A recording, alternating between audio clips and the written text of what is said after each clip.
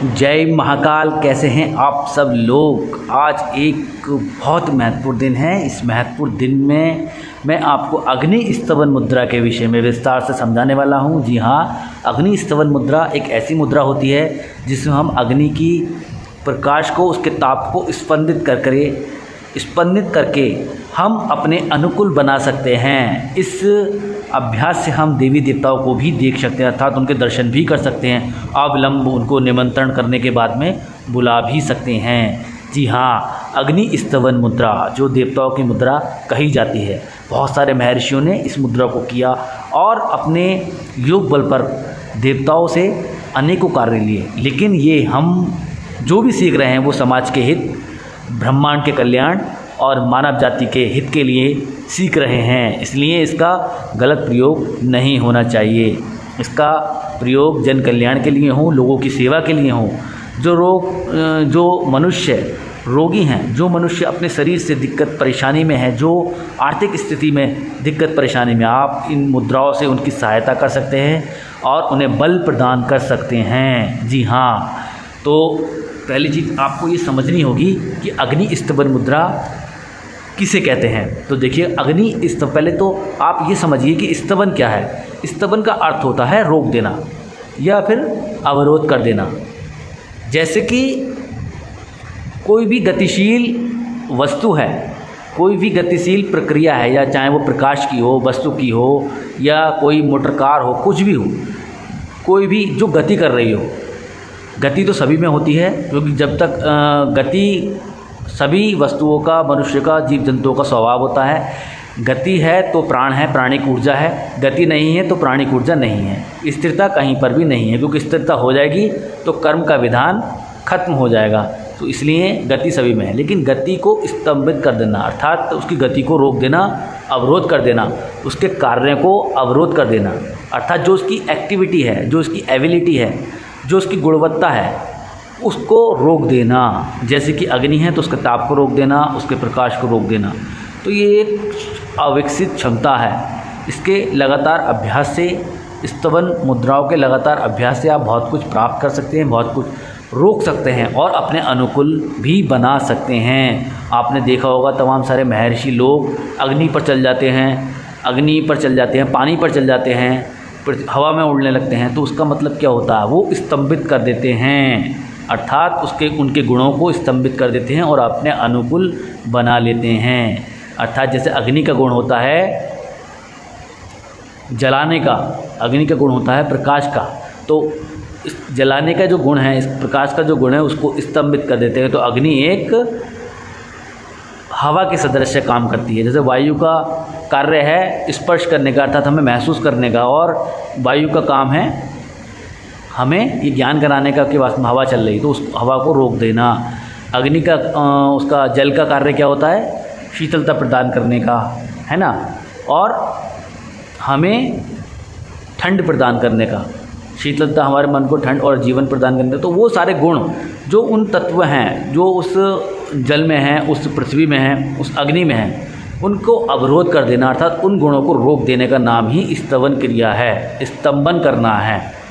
जब हम इन चीज़ों को रोकना स्टार्ट कर देते हैं तब हमारे अंदर अविकसित क्षमताएं जन्म लेने लगती हैं। ये सारी प्रक्रियाएं पहले हमारे अपने शरीर से लागू होती हैं, अर्थात हमारे अपने शरीर में ये चीज़ें लागू होती हैं।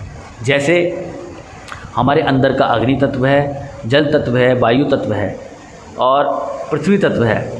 पहले हम अपने शरीर के अंदर अवरोध करते हैं, स्तंभन करते हैं, तब जाकर के हम सीखते हैं। फिर हम ये बाह्य रूप से बाह्य जगत में लागू करते हैं। पहले हमें आंतरिक जगत में घुस करके इन चीज़ों को नियंत्रण में लाना होता है। इसी का नाम तपस्या है, इसी का नाम भक्ति है। क्योंकि भक्ति करके हम पहले अपने अंदर के तत्वों को, प्राणों को सुचारू रूप से नियंत्रण में लाता है। नियंत्रण में लाने के बाद में हमें ये प्रक्रिया बाह्य रूप में लागू करनी होती है। लेकिन ये एक लंबा अभ्यास है। इसे करने के लिए बहुत सारी तपस्या, बहुत सारा योग बल की आवश्यकता होती है। लेकिन मैं जो आपको ये जानकारी दे रहा हूँ ये बहुत महत्वपूर्ण है, और आज की ये वीडियो भी बहुत महत्वपूर्ण है, बहुत दिव्य है, क्योंकि आज ही जो है मेरे लिए महत्वपूर्ण दिन है। तो ये मेरे दोनों हाथ आप देख रहे हैं, ठीक है। तो ये पहले मैंने ये बता रखा था कि हमारा ये पुरुष है, ये हमारा स्त्री है, अर्थात ये हमारा जड़ है तो ये हमारा जड़ है तो ये हमारा चेतन है।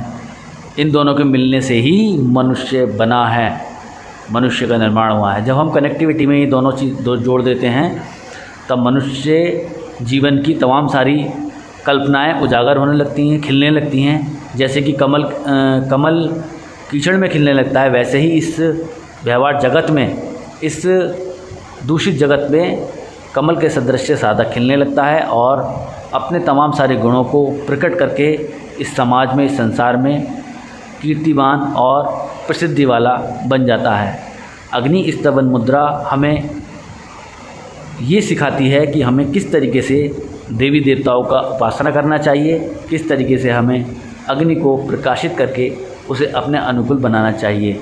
ये मुद्रा हम यज्ञ के दौरान कर सकते हैं, ये मुद्रा हम शमशान में भी कर सकते हैं, क्योंकि तंत्र विज्ञान जो है वो सात्विक और तामसिक दोनों प्रकार से है। आप जिस भी साधन से इसको कर सकते हैं वो साधन आप पर निर्भर करता है, लेकिन अभ्यास करने की जो क्रिया प्रक्रिया है वो एक ही है।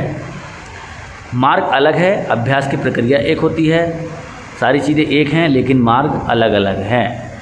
तो अग्नि स्तवन मुद्रा एक प्रकार की एक ऐसी मुद्रा होती है जो आपकी नाभि चक्र में स्थित मणिपुर चक्र को सक्रिय करके ऊर्ध्वगामी होकर के उसकी ऊर्जा को सहस्त्रार चक्र तक पहुंचाती है, जिससे हमारा सहस्त्रार चक्र तमाम सारी अनंत ऊर्जा को विकसित करके हमें स्तवन अर्थात अग्नि तत्व को स्तवन करने की शक्ति प्रदान करता है, जिससे हम महाप्राणवायु पर कंट्रोल करते हैं। कंट्रोल करने के बाद में हमें अग्नि तत्व पर कंट्रोल करने की क्षमता आ जाती है, जिससे हम प्रेरणा और समर्पण के और स्मृति और ज्ञान के बल पर अपनी कल्पनाओं को उजागर करके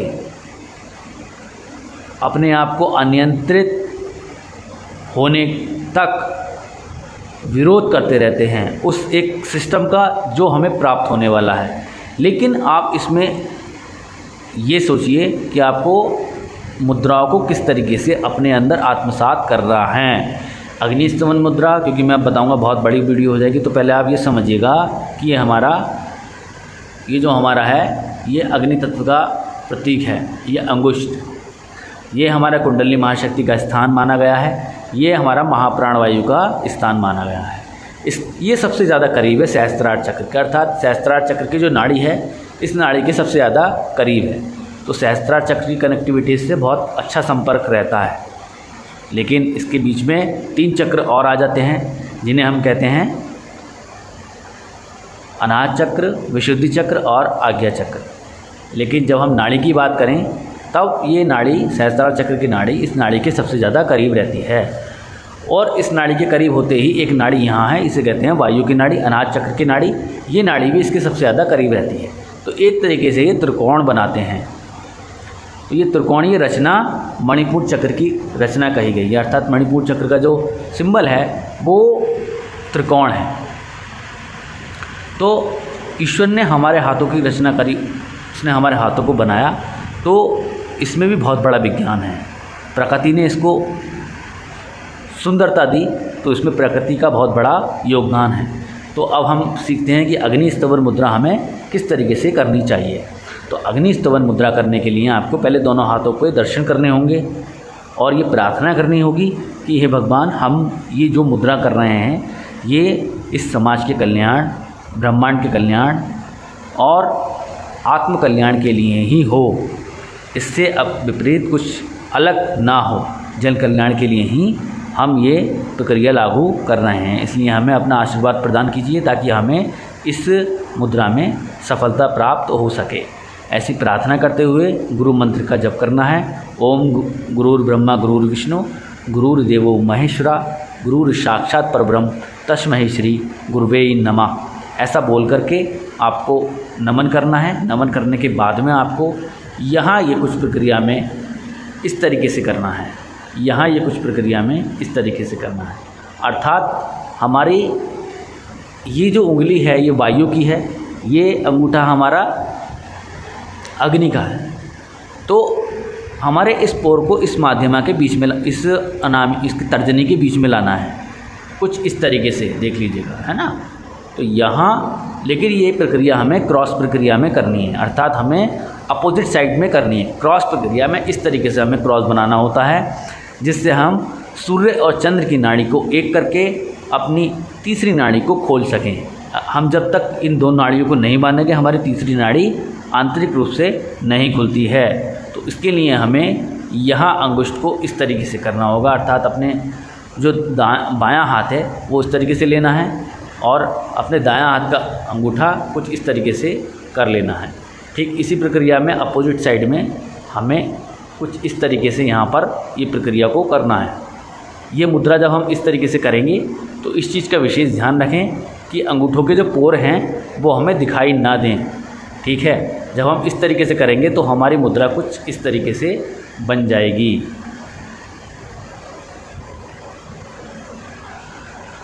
मुद्रा कुछ इस तरीके से बन जाएगी। यहाँ ये मुद्रा कुछ इस तरीके से बनेगी और बनने के बाद में ये यहाँ कुछ इस तरीके से दिखेगी। देखिएगा यहाँ पर तीनों जो उंगलियाँ हैं वो सीधी हैं, यहाँ दो उंगलियाँ कुछ इस तरीके से हैं।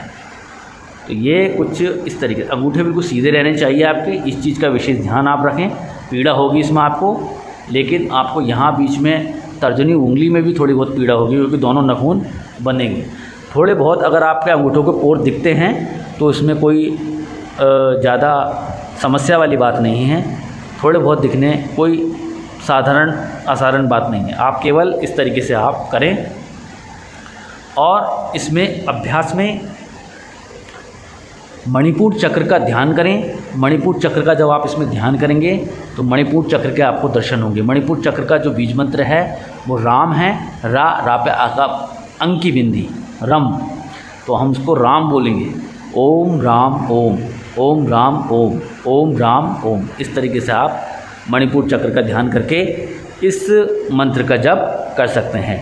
लेकिन साथ में आप इसमें माता दुर्गा की उपासना करें इस मुद्रा में, तो ये बहुत महत्वपूर्ण है, ये आपके लिए बहुत महत्वपूर्ण है। आप इसमें माता काली की, माता चामुंडा की साधना करेंगे तो ये भी आपके लिए बहुत महत्वपूर्ण है, क्योंकि ये अग्नि मुद्रा है, अग्नि मुद्रा। और माता प्रकृति अग्नि का स्वरूप हैं, मणिपुर चक्र में विराजमान रहती हैं और हमारे समस्त शरीर को चलाती है। महाप्राण वायु जिसे हम बोलते हैं वो माता दुर्गा ही हैं, जो हमारे शरीर का पूरा संचालन करती हैं और हमें दिव्यता प्रदान करती हैं। तो ये अग्नि स्तवन मुद्रा कुछ इस तरीके से आपको करनी होगी। यहाँ करने के बाद में आपको इस तरीके से करना है। तो देखिएगा यहाँ एक बार समझ लीजिएगा, यहाँ क्रॉस बनाना है, यहाँ क्रॉस बनाने के अंगूठे का क्रॉस बनाना है, अपोजिट साइड में रखना है और यहाँ कुछ इस तरीके से करना है। करने के उपरांत आपको ये आपकी ये मुद्रा बन गई। कहीं पर भी आपको ये ज्ञान नहीं मिलेगा, ना ही कोई भी आपको ये ज्ञान प्रदान कर सकता है, क्योंकि जितने भी लोग मुद्राओं को बना करके यूट्यूब या फिर इंस्टाग्राम पर डाल रहे हैं वो अलग उनकी कल्पनाएं हैं, वास्तविकता नहीं है। मैं जितनी भी वीडियो बना रहा हूँ वो मानव जाति के कल्याण, आपके कल्याण और समस्त ब्रह्मांड की ऊर्जा को नियंत्रित करने के लिए है। तो इस मुद्रा को करने के लिए आपको बहुत सारे कर्म की, बहुत सारे योग की आवश्यकता होगी। अपने जीवन को अनुशासित करना होगा। कुछ भी ऐसा नहीं खाना है जो तमोगुण हावी करे आपके अंदर और आप क्रोधी बन जाएं, आप गुस्सैल बन जाएं। क्योंकि अगर आप ऐसा करेंगे तो आपकी साधना घट जाएगी। आपकी जो ऑरा, जितना भी ऑरा आपने अपनी साधना को करने में प्राप्त कर लिया है वो ऑरा खत्म हो जाएगा।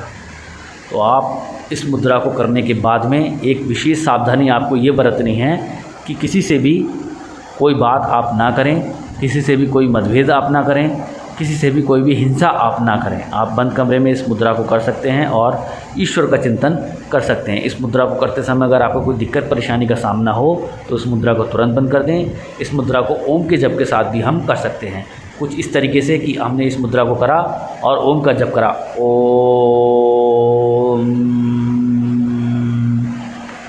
ओम।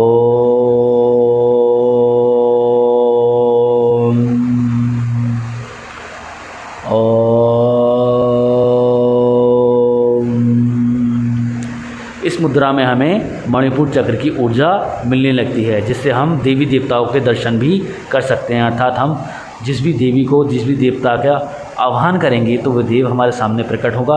अगर प्रकट भी न हुआ तो वह अपने प्रकाश के साथ में आपको आपकी स्मृति में मार्गदर्शित करेगा और आपका मार्गदर्शन भी करेंगे। तो देवी देवता, किसी भी देवी देवता का इस मुद्रा में स्मरण करेंगे तो वास्तव में आपको ऐसा लगेगा कि आपको कोई मार्गदर्शित कर रहा है। उत्तम दिव्य मार्गदर्शन प्राप्त करने के लिए ये मुद्रा बहुत महत्वपूर्ण है। जिन लोगों के गुरु नहीं हैं, जिन्होंने अभी तक गुरु नहीं बनाया है और जो कंफ्यूज हैं कि गुरु बनाना चाहिए या नहीं बनाना चाहिए, उन्हें ये मुद्रा करनी चाहिए, क्योंकि ये मुद्रा अपने आप में गुरु तत्व को पूर्ण कर देती है। गुरु तत्व की तमाम सारी कमियों को पूरा कर देती है, क्योंकि गुरु तत्व जो है वो हमें प्रेरणा देता है हमारे जीवन को सुचारू रूप से चलाने के लिए, और हमें जीवन को कैसा जीना चाहिए ये हमें गुरु से ही शिक्षा प्राप्त होती है। लेकिन जब हम इस मुद्रा को करेंगे और गुरु का स्मरण करेंगे तो वास्तव में ये मुद्रा आपको गुरु की कमी को पूरा करेगी और आपका पूरा मार्गदर्शन करेगी। साधना में पूरा मार्गदर्शन मिलना अपने आप में बहुत महत्वपूर्ण और दिव्य बात है। लेकिन अगर हम इस क्रियाओं को, इन योग विद्याओं को जन कल्याण के लिए, मानव जाति के कल्याण के लिए और संसार के कल्याण के लिए, अपने परिवार के कल्याण के लिए, अपने संबंधी जनों के कल्याण के लिए लगाते हैं तो वास्तव में ईश्वर की ओर से हमें सहायता प्रदान होने लगती है। लेकिन ये अपने निजी हित के लिए किसी भी मुद्रा को करना, प्रयोग करना, ये ईश्वर के नियमों के विरुद्ध है, क्योंकि ईश्वर ने आपको बनाया है दूसरों की सेवा करने के लिए, दूसरों के प्रति समर्पण भाव रखने के लिए, दूसरों को धर्म का ज्ञान समझाने के लिए, दूसरों को शिक्षा देने के लिए, दूसरों के आत्मविश्वास को उजागर करने के लिए और दूसरों के प्रति समर्पित रहने के लिए, उनकी सेवा में सदैव समर्पित रहने के लिए। आप में 3 नसीहत मैं आपको देने वाला हूँ। पहली यह है कि अगर कोई भी आपसे छोटा है तो उससे कोई भी भेदभाव ना रखें। छोटा है, छोटे से मजाक कभी ना करें और बड़े का सम्मान सदैव रखें। बड़े का सम्मान जब आप सदैव रखेंगे, छोटे का मजाक ना उड़ाएंगे, तो आप जीवन में अच्छे सफलदायक पुरुष बन पाएंगे। तो इस चीज़ का विशेष ध्यान रखें। साथ में अपने बुज़ुर्गों का सम्मान करें। अगर आपके परिवार में कोई भी बुज़ुर्ग हैं, आपके दादा हैं, आपकी दादी हैं, आपकी नानी हैं या आपके नाना हैं, तो उनकी सेवा करें, क्योंकि उनकी सेवा बहुत महत्वपूर्ण आप बनेगी। उनके आशीर्वाद आपको जीवन में आगे की ओर लेकर जाएंगे, क्योंकि उनके आशीर्वाद ईश्वर के द्वारा फलित होंगे।